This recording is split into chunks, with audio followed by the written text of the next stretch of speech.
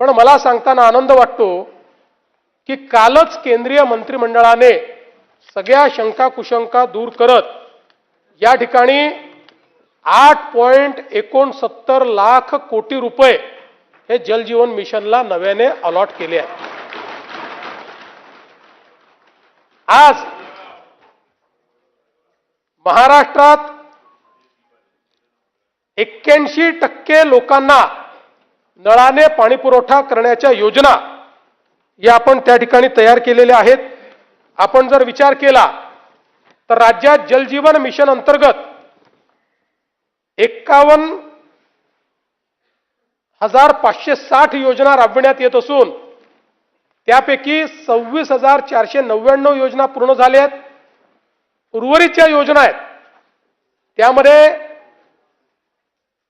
75% पासून 99% पर्यंत काम झालेल्या योजना 8,766, 50% ते 75% काम झालेल्या योजना 7,669 योजना, 25% ते 50% 4,953 योजना, 25%च्या आत ज्यांचं काम आहे 3,354 योजना आणि ज्यांचं कामच सुरू झालं नाही अशा 367 योजना आहेत।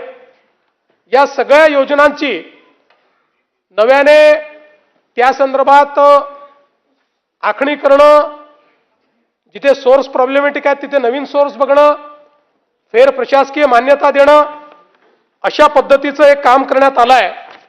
आणि सातत्याने एक गोष्ट आपल्या सभागृहासमोर येते आणि ती खरी देखील आहे की जवळपास 15,000 कोटी रुपयाची देणी ही जलजीवन मिशनची या ठिकाणी बाकी आहेत। मला आता सांगताना आनंद वाटतो की या वर्षामध्ये यापैकी 12,800 कोटी रुपये हे केंद्र सरकार आणि राज्य सरकार तरतूद झाली आहे ते आपल्याला मिळणार आहे। 12,800 कोटी रुपये। बाकी आपण मग काही अजून ऑनगोईंग योजना असतील, काही आपण कर्ज घेणार आहोत। त्यामुळे हा जो काही एक तिढा जलजीवन मिशनचा निर्माण झाला होता, हा नाही 1400 कशी आहे यावर्षी 1400 प्लस 1400 अशी 2800 आणि 5,000ची पुढची 5,000 मॅचिंग घालावं 50%ची आहे ना, ते देत नाही म्हणून आपण देत नाही आहोत। त्यामुळे असं 12,800 कोटी रुपये हे या वर्षात आपल्या जो उपलब्ध असणार आहे। त्यामुळे बऱ्यापैकी जलजीवन मिशनच्या ज्या अडचणी आहेत त्या अडचणी आपण दूर करणार आहोत। एक मुद्दा या ठिकाणी आला की बाबा तुम्ही मुख्यमंत्री बळीराजा शेतपाळन रस्ता योजना घोषित केली पण याला निधी नाही दिला। खरं म्हणजे अतिशय उत्तम योजना आहे। 100% यंत्रसामुग्रीचा उपयोग करून आपल्याला हा रस्ता बनवता येणार आहे। याकरता गौण खनिजावर स्वामित्व शुल्क आपण माफ केलेलं आहे आणि मुर्मीकरणाकरता 15 लाख रुपये त्या ठिकाणी आपण प्रति किलोमीटर दिले आहेत। आमदार जे आहेत स्थानिक त्यांच्याच अध्यक्षतेखाली समित्या त्या ठिकाणी निर्माण करतो आहोत आपण।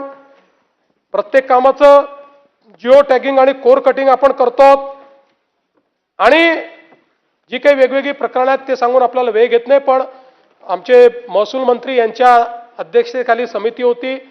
सगळ्यांनी खूप मेहनत करून चांगली योजना तयार केली आहे आणि याकरता 1,000 कोटी रुपये आपण राखून ठेवलेले आहेत बजेटमध्ये आणि जेवढे लागत जातील तेवढे पैसे आपण देऊ। कारण शेतपाणन रस्ते हा सगळ्या शेतकऱ्यांकरता आणि ग्रामीण भागाकरता एक महत्त्वाचा विषय आहे।